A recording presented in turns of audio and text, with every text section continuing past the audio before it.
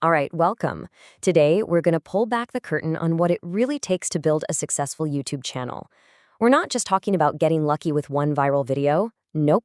We're deconstructing the entire system, the art, the science, and the strategy that turns a simple channel into a creative empire that lasts. So that's the big question, right? How do you actually build a YouTube empire? I mean, with so much content out there, going from just an idea to having millions of subscribers, it can feel totally impossible. Where do you even start? Well, you start by getting your head around the sheer scale of the opportunity. Just look at this cinematic philosophy niche. Those deep dive video essays about movies. The top channels in that space alone have racked up over 1.5 billion views. And honestly, that's probably on the low end.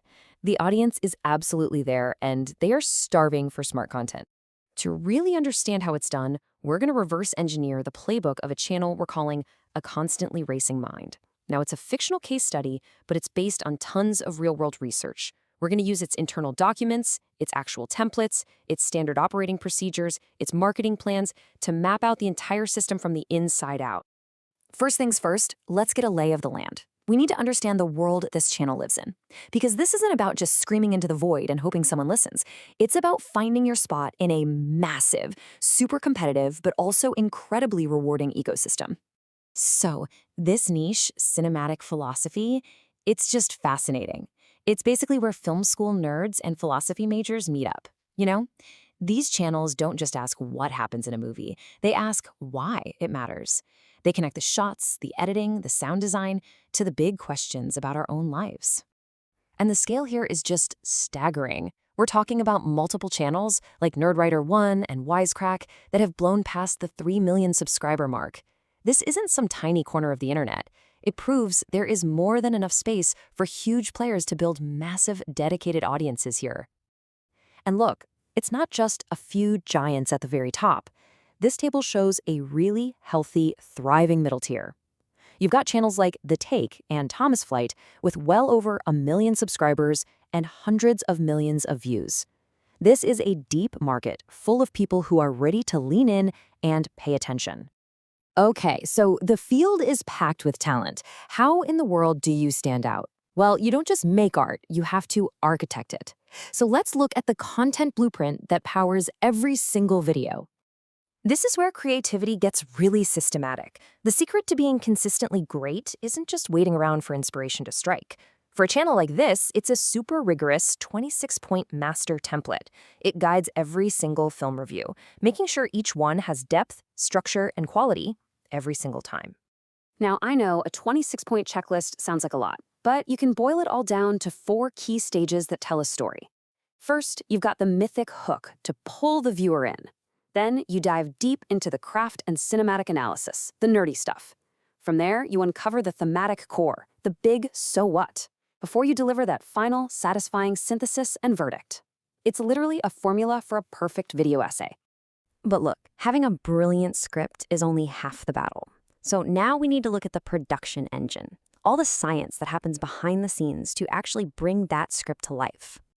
And when I say the system is deep, I mean it goes into details that most people would never, ever think about. We're not just talking about how to edit. We're talking about having standard operating procedures for meticulously correcting the auto-generated subtitle files. Yeah, that deep. And this just shows you that obsessive attention to detail. An AI might hear the word horror and transcribe it as, well, horror. Or it might hear rogue AI and write roving eye. A system with a human in the loop makes sure the final product is professional, accurate, and exactly what the creator meant to say. And this all boils down to a really important philosophy from the channel's own rulebook. The goal isn't to make the subtitles perfectly match the original script on paper. The goal is to accurately show what was actually said out loud, including all the little pauses, the ad-libs, the stuff that makes it feel human. It's a small difference, but it's absolutely vital for authenticity. Okay, so you have a perfect video, produced with scientific precision. Now what? How do you make sure people find it, not just this week, but years from now? This is where the long-tail growth plan comes in. It's about building a fortress, so you're not just relying on the whims of the algorithm. The secret weapon here is probably not what you're thinking. It's Pinterest. The strategy treats Pinterest not as another social media feed for quick hits, but as a powerful visual search engine that can drive high-quality, long-term traffic to its YouTube videos for years to come. So how does that work? It's all about building deep authority on specific topics. Instead of just spamming links, the channel creates these super organized, keyword-rich boards on things like occult symbolism in film or movie prop replicas. This basically tells the Pinterest algorithm, hey, we are the experts on this stuff. And it's not just one type of content. The strategy is multi-layered. You have video pins to drive people directly to YouTube. You have idea pins to build authority. You use infographics because they get saved and shared for months. And you even have mood boards to attract the right kind of audience. Every single pin has a specific job to do in this long-term growth machine.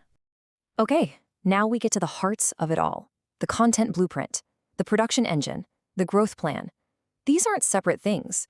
They are all connected parts of one single self-reinforcing machine, the creator's flywheel. The idea of a flywheel is pretty simple, right? Each part of the system gives a little push to the next part. A great script makes production easier. A great production makes marketing easier. And great marketing brings in resources to make the next script even better. It all works together to build momentum. Let's just trace the energy here. A video gets published, that drives traffic from YouTube search and from places like Pinterest. That traffic is then channeled into different ways to make money. Patreon, sponsors, maybe some merch.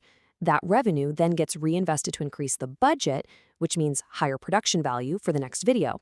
And then the whole cycle starts over again, but this time it spends just a little bit faster. So, the big takeaway from all of this is that success as a creator today, it's not just about raw talent or having one brilliant idea. It's about architecting an elegant, powerful system where your art is fueled by science and your science is inspired by art. And that leaves us with one final question to chew on. In this new era where literally anyone can upload a video, has our definition of creative genius started to shift? Is the true masterpiece no longer the single painting or the single film, but the system that can produce a lifetime of them?